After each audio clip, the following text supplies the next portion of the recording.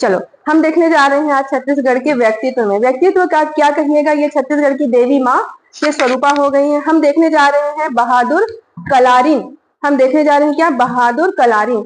बहादुर मतलब क्या, नाम में ही बहादुर लगा है, मतलब इन्होंने कोई बहादुरी का काम किया है जिसके कारण के नाम में ही उपाधि जुड़ गई है बहादुर। और कलारिन मतलब कलार समाज से थी। अगर पुरुष को कलार बोला जाता है तो महिलाओं को कलारिन बोला जाता है।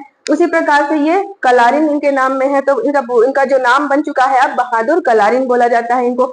अब इनका छत्तीसगढ़ के इतिहास में एक देवी स्वरूपा स्थान है।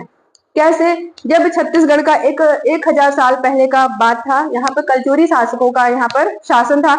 उन कलचुरी शासकों का नाम नहीं मिलता है क्योंकि इतिहास के स्रोत में शासक का नाम नहीं मिलता है, पर यहाँ पर जानना पड़ेगा फिर भी कि हुआ क्या था। कलचुरी शासक का समय था और कलचुरी शासक जब यहाँ पर देखिए जो बालोद का सोरठगढ़ है जहां से ये सारी चीजें जुड़ जाती हैं, तो वो रतनपुर से जो शासक थे कलचुरी शासक, वो रतनपुर से शिकार करने के लिए सोरठगढ़, बालोद में सोरठगढ़ है, वहां के वन में निकले थे।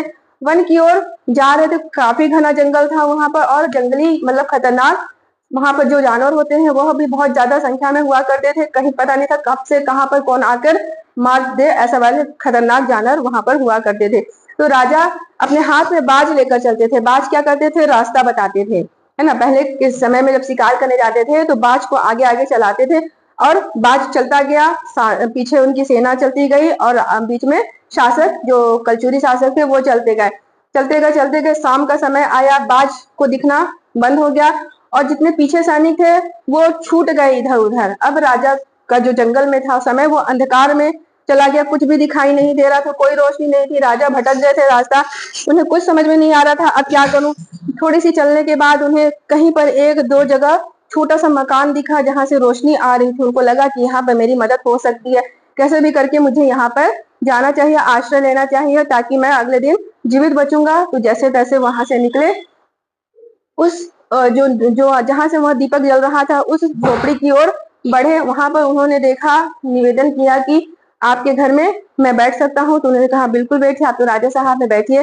तो क्योंकि उस घर में एक वृद्ध माँ थी जो कलार जाति की वृद्ध महिला थी और उनकी बेटी 16 वर्ष की एक बहुत ही सुंदर कन्या थी, बेटी थी उनकी, जो इतनी अनुपम सुंदर थी कि उनके लिए बड़े बड़े राजाओं का प्रस्ताव आता था विवाह के लिए। लेकिन वो ये क्या देखे, कलार समाज में शराब बेचना उनका एक पुश्तैनी बिजनेस होता है, व्यवसाय होता है। तो ये लोग छोटा मोटा शराब का बनाते थे घर में और सेल करते थे, मतलब बेचा करते थे। ऐसे करके इनका समय चलता है।